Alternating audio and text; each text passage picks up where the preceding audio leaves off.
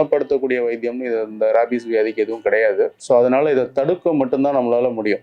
So ரேபிஸ்னால பாதிக்கப்படுறவங்கிறவங்க வந்து அந்த ஒரு மிருகம் கடிபடும் போது ஸோ அதை வந்து கடிப்பட்ட தேதியிலேயே அதை தடுக்கிறதுக்கான அனைத்து விதமான நடவடிக்கைகளும் நம்ம எடுத்துக்கணும். ஸோ முதல்ல வந்து இதை 3 வகையாக பிரிச்சுக்கலாம்.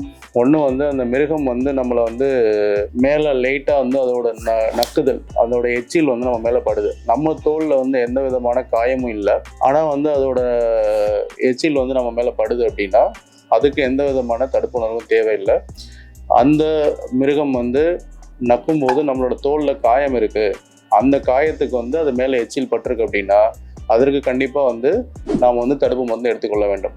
அதுபோல் இந்த நகம் கீறும் போது ரத்தம் எதுவும் வெளியில் வரல, மேலே லைட்டாக நகம் கீறி இருக்கு, பிளட் ஆனால் எதுவுமே வரல அப்படின்னா அதற்கு தடுப்பு மருந்து எதுவும் தேவையில்லை.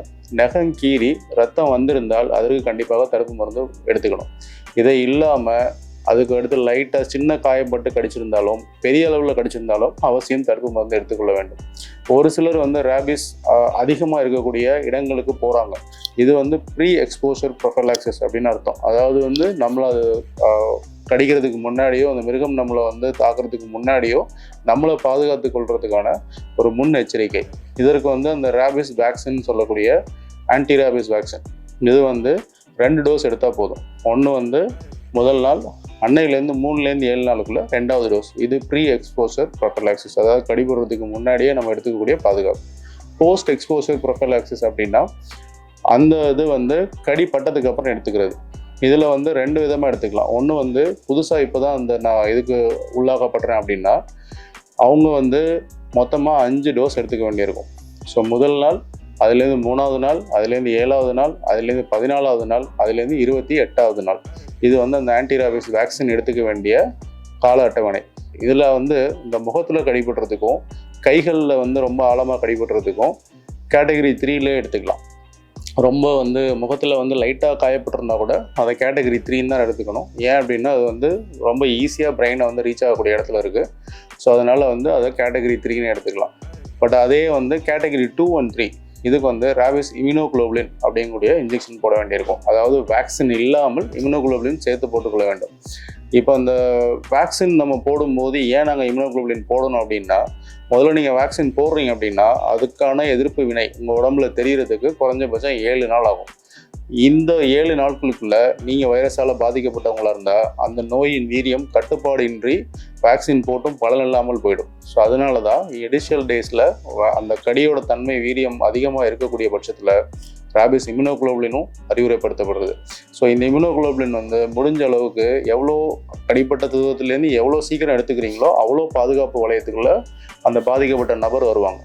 ஸோ உதாரணமாக வந்து கடிப்பட்ட உடனே போடக்கூடியதில் எஃபெக்ட் எவ்வளோ இருக்கோ அதே எஃபெக்ட் மினிமம் 24 ஹவர்ஸ்க்குள்ளே இருக்கும். ஸோ அந்த 24 ஹவர்ஸை தாண்டி போடும்போது இம்யூனோகுளோபுலினுக்கான எஃபெக்ட் ரொம்ப குறைவாக தான் இருக்கும். ஏன்னா ஆல்ரெடி வைரஸ் உங்கள் உடம்புல பரவுவதற்கான அறிகுறிகள்லாம் முன்கூட்டியே அந்த ஒரு நாள் கடந்ததுனால வாய்ப்புகள் உண்டு. ஸோ அதனால் வந்து மருத்துவ அறிவுரையின்படி கடிப்பட்ட சில மணி நேரங்களுக்குள்ளே அந்த இம்யூனோகுளோபுலின் போடுறதுக்கான நடவடிக்கையை நீங்கள் கண்டிப்பாக எடுத்துக்கணும்.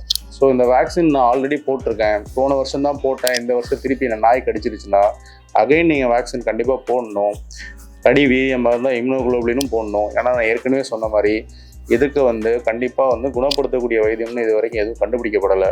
ஸோ அதனால் நீங்கள் ஆல்ரெடி கடிபட்டு இருந்தால் அந்த வேக்சின் வந்து ஏற்கனவே போட்ட மாதிரி 5 ஊசி போடணுன்னு அவசியம் கிடையாது.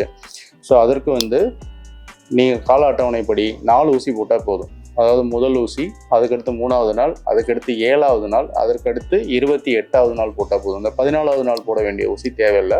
ஒரு சிலருக்கு 28க்கு பதில் 21வது நாள் போடுவோம். அது வந்து அந்த அவங்க ஏற்கனவே ரெகுலராக வேக்சின் போடுறாங்களா, அவங்களோட டாக் வேக்சினேட்டடா, இதெல்லாம் பொறுத்து தான் அந்த முடிவுகள் எடுக்கப்படும்.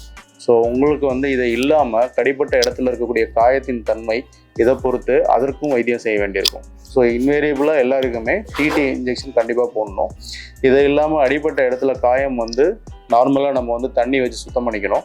சுத்தம் பண்ணக்கூடிய நபர்கள் வந்து வெறும் கையால் செய்யக்கூடாது. ஏன்னா அந்த வெறும் கையில் செய்யும்போது அதில் காயம் இருந்தால் அவங்களுக்கும் அந்த வைரஸ் பாதிக்கிறதுக்கான வாய்ப்பு உண்டு.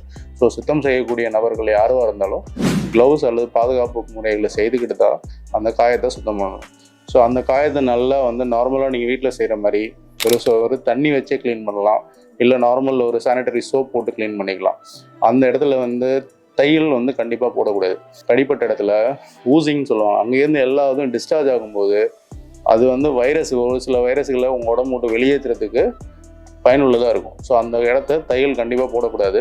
சப்போஸ் அந்த இடம் வந்து முகத்தில் நல்லா குதறி வச்சுருக்கு, ரொம்ப பெரிய காயமாக இருக்குது, அதை தைக்கலைன்னா என் முகம் வந்து மாற்றங்களோடு இருக்குது, இல்லை காயம் வந்து வேறு இடத்துல கடிக்கும்போது கூட ரொம்ப பெரிய அளவான காயம் இருந்தால் கூட தைக்கணும்னு அவசியம், ப்ளீடிங் அதிகமாக இருக்குது அப்படின்னு இருந்தால் கூட அதை இம்மீடியட்டாக தைக்கக்கூடாது.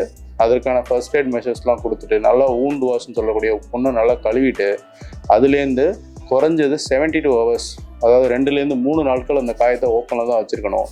ஏன்னா அந்த வைரஸ் நீங்கள் க்ளோஸ் பண்ணும்போது உள்ளே வந்து தங்கப்பட்டு அது உங்கள் உடம்புக்குள்ளே பரவ வாய்ப்பு இருக்குது. ஸோ அதனால் எவ்வளோ பெரிய காயமாக இருந்தாலும் மினிமம் 3 நாள் வரைக்கும் தள்ளி போட முயற்சிக்கணும்.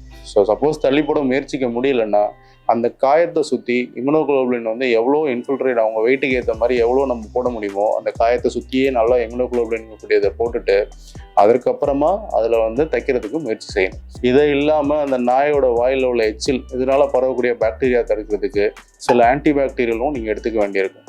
ஸோ இந்த காணொலியை மூலமாக நாங்கள் சொல்கிறது என்னென்னா, ஸோ எந்த ஒரு மிருகம் உங்களை வந்து கடிக்கு உள்ளானாலும் தயவு செஞ்சு இந்த ராபிஸ் ஊசியை அவசியம் போட்டுக்கணுங்கிறத அறிவுறுத்துகிறோம். நன்றி, வணக்கம்.